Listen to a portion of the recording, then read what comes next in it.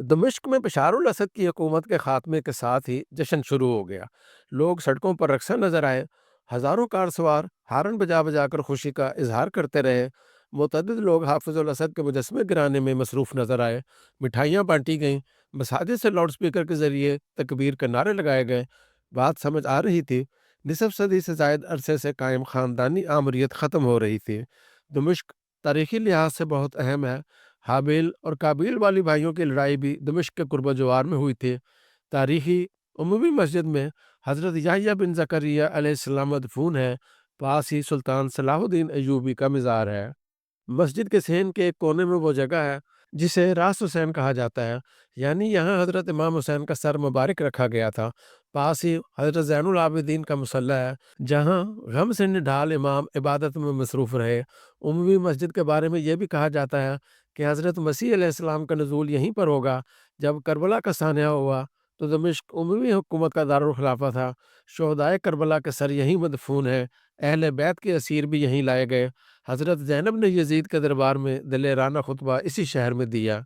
सैयदा ज़ैनब बिनते अली रज़ी अल्लाह अन्हा का मरकज़ भी इसी शहर के मज़ाफ़ात में है और मुरज्जा ख़ास व आम है। मैंने खुद इस मज़ार पर मुतअद्दिद बार हाज़िरी दी है। दमिश्क साल हा साल से कायम कदीम तरीन दारुल हुकूमतों में से एक है। जब मोहम्मद बिन कासिम ने सिंध फ़तह किया तो उस वक्त दमिश्क इस्लामी सल्तनत का दारुल खिलाफा था। यूँ महसूस होता है कि तकब्बुर, ज़िद और इक़्तिदार का लालच इस शहर की सरिश्त में शामिल है। इस इक़्तिदार की तमा में बशार अल असद ने 5 लाख से ज़ायद शामियों के शहीद होने की ज़रा भर परवाह न की। इससे कई गुना ज़्यादा बेघर हुए, जो तुर्किया, उर्दन और लबनान के महाजिर कैंपों में अब तक पड़े हुए हैं।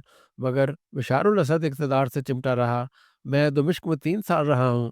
यहाँ के लोग नहायत नफीस तबा और महज़्ज़ब हैं। इसे मशरिक़ वस्ता का लखनऊ भी कहा जा सकता है। तो फिर यहाँ के हुक्मरान इतने संगदिल कैसे हो गए? दरअसल ना तो अमवी ख़ानदान दमिश्क का बासी था और ना ही अल असद फैमिली। दमिश्क के लोग सनत व हिरफत और तजारत के लिए मारूफ थे। इस वजह से यहाँ की अक्सरियत हमेशा साहिब सरवत रही। दमिश्क से तकरीबन 300 किलोमीटर दूर लाज़किया का साहिली इलाका है। बहरा रूम पर वाक़ इस इलाके में ज़्यादातर पहाड़ हैं। ज़माना कदीम से ये लोग दमिश्क और हलब के अमीर लोगों के मुलाजिम थे। चूँकि लाज़किया के गिरदोनवाह में रोज़गार के मौक़े खाल खाल थे, लिहाजा यहाँ के लोग फ़ौज में जाने लगे। अकीदे के लिहाज से ये लोग अलवी हैं, जिन्हें शुमेरी भी कहा जाता है। इस अकीदे के लोग अपने एतक़ादात पर सरेआम बहस करने से इज्तनाब करते हैं, लिहाजा इन्हें फ़िरका बातिनिया भी कहा जाता है। अल असद फैमिली का ताल्लुक इसी इलाके और इसी फ़िरके से है, लेकिन अपने आप को अवामुन्नास में मकबूल बनाने के लिए ईदैन की नमाज हाफिज़ अल असद उमवी मस्जिद में सुन्नी इमाम के इक़्तिदा में पढ़ते थे। उन्होंने बास पार्टी, अरब नेशनलिज़्म और सेकुलरिज़्म की छतरी तले पनाह ली। लेकिन 1970 की दहाई में भी जब मैं वहाँ था, अक्सर कहा जाता था कि अगर आप अलवी हैं और आप बास पार्टी के मेंबर हैं, तो आप कानून से बालातर हैं। और शाम में फ़ौजी और सरकारी अफ़सर भी बास पार्टी के मेंबर बन सकते थे। इस सारे निज़ाम का मकसद असद फैमिली की आमरीत को दवाम बख्शना था। लगभग 80% शाफ़िई सुन्नी अक्सरियत अपने ही मुल्क में लाचार बनकर रह गई थी।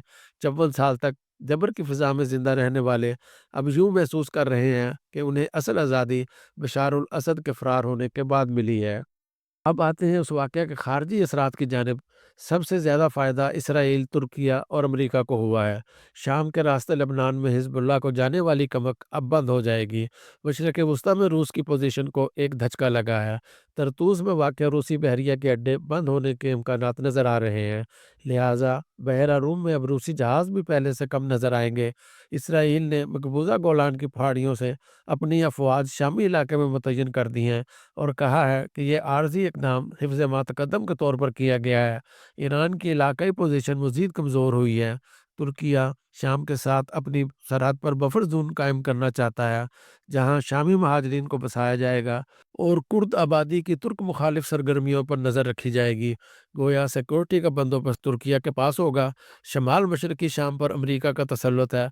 बशार उल असद की हुकूमत पर अमरीका ने इक़्तिसादी पाबंदियाँ लगाई हुई थीं। शामी हुकूमत अपना तेल भी फ़रोख्त नहीं कर सकती थी। याद रहे कि शुमाली इलाके में तेल के ज़खायर हैं।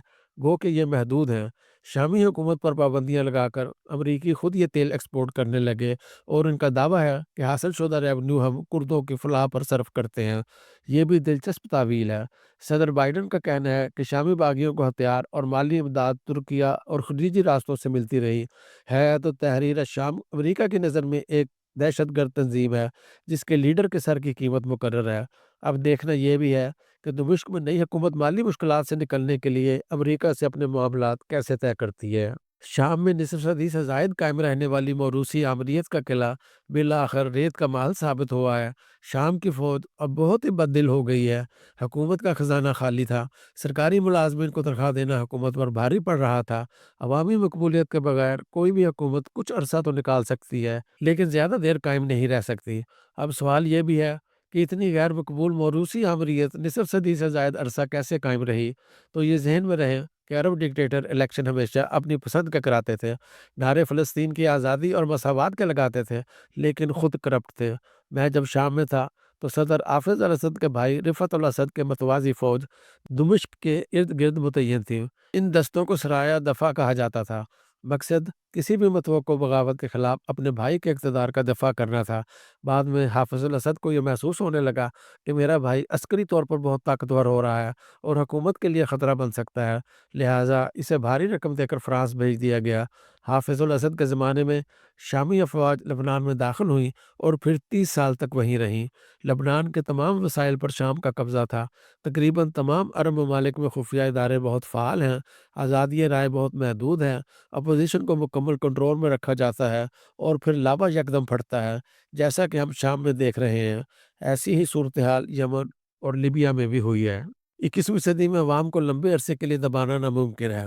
بشار الاسد، معمر قذافی، حسنی مبارک سب قصہ پارینہ ہو چکے ہیں۔